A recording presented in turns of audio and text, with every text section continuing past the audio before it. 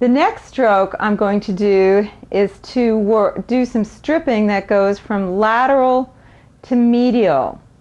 Now, since these muscles tend to be overstretched, I want to encourage shortening in them, which is why I'm going lateral to medial. If I went medial to lateral, I would be encouraging lengthening. Now, I am going to use a little lubricant while I do this.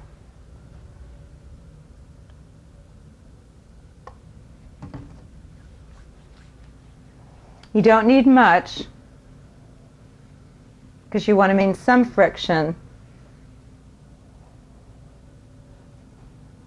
So I'll take my fingers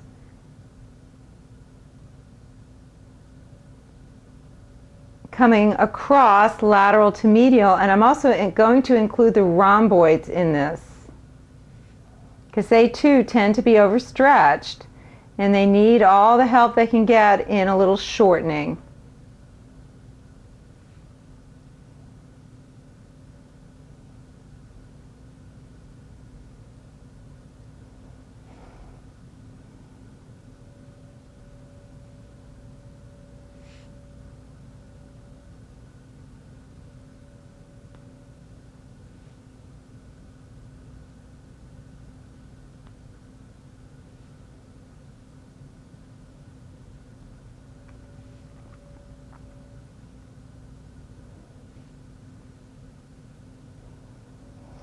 And I like to do a little bit of petrissage on infraspinatus and teres minor as kind of a feel-good stroke before I get into the more deep tissue work.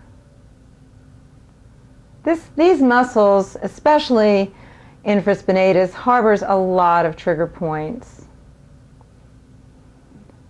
And so I'm going to search these trigger points and tender spots out.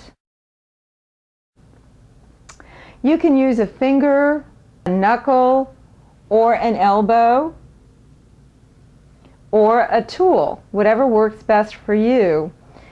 But I want to start at the medial corner of the infraspinatus and work my way down and up in columns, making sure I get every part of these two muscles that do harbor a lot of trigger points.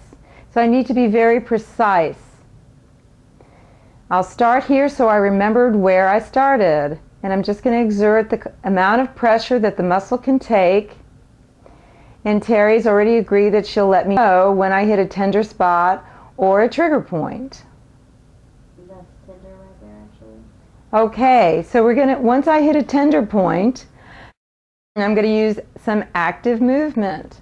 So I'm going to ask her to simply internally and externally rotate her hips while I pin this point and keep going.